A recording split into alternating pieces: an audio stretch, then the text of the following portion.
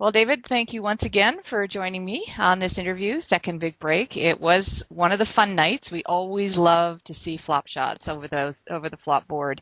Tell me what that was like when you first walked up and saw that board there. Well, I've waited my whole entire life to hit that shot, which was why I was so disappointed with how poorly I did.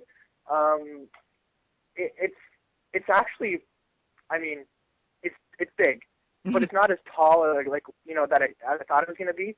Like, you didn't really have to hit like a super flop shot over the wall, which some of us try to do, not very well. But I think it's only like 7 or maybe 8 feet high.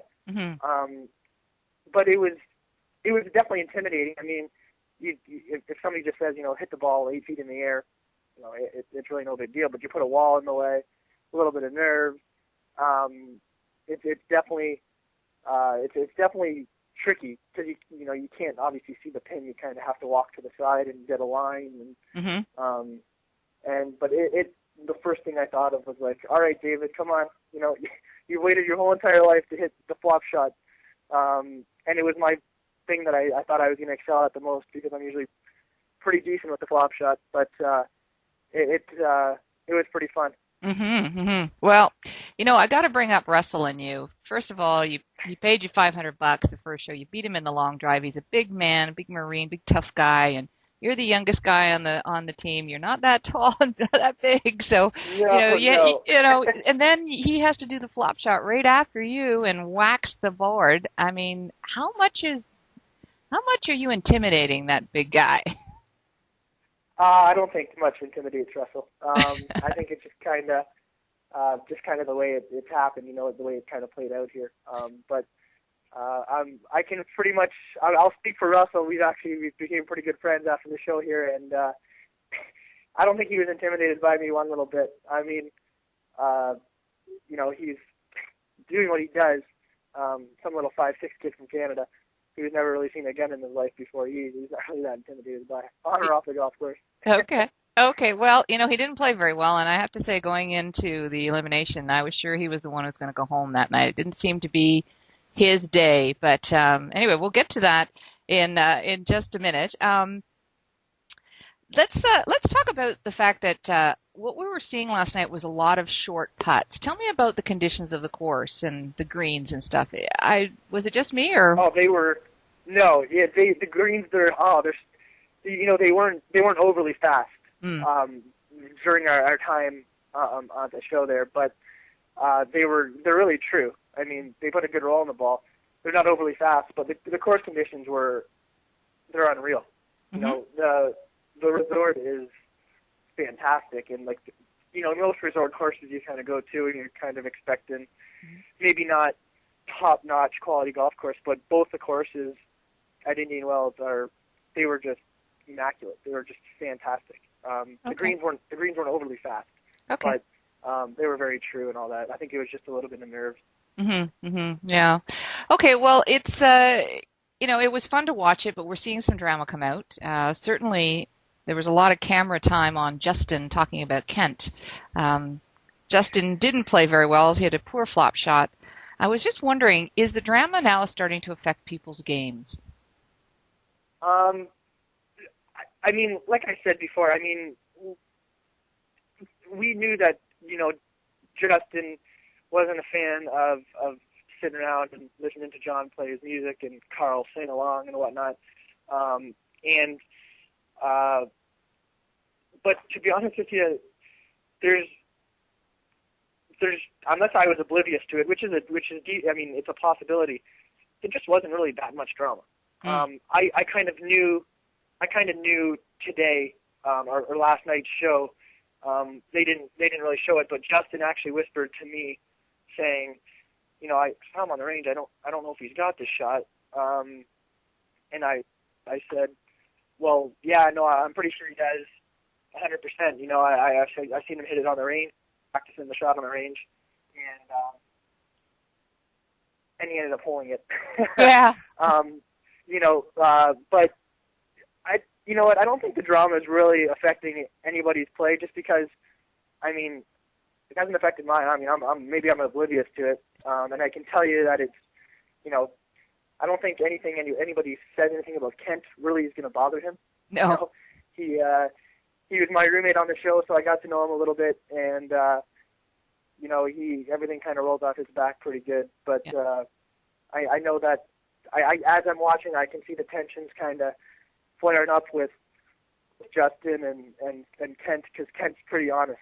You know, he kind of calls it like he sees it. Some people take it as being rude and harsh, but if you get to know him, it's just him being Kent. He's just being really honest.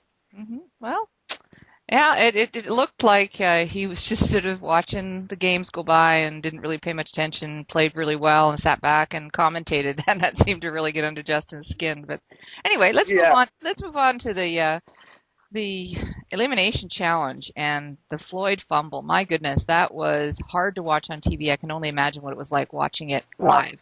It was tough. I mean, he's such a great guy, and it was just so tough to watch. I mean, obviously, I think Oren alluded to it during the show. You know, he's like, I want to win. Like, I want to go get it. You know, I don't want somebody to kind of hand it to me. Mm-hmm. And unfortunately, for Robert, it just wasn't his day in the sand. You know, it was when we were there. We were, you know, when we drive back after the elimination challenge, we were just like, oh man, I can't believe that happened, because he was kind of like one of the funny guys, one of the joke makers of the 11 of us. So when, you know, at morning at breakfast, he would crack a couple jokes and whatnot, and he kind of kept things really light.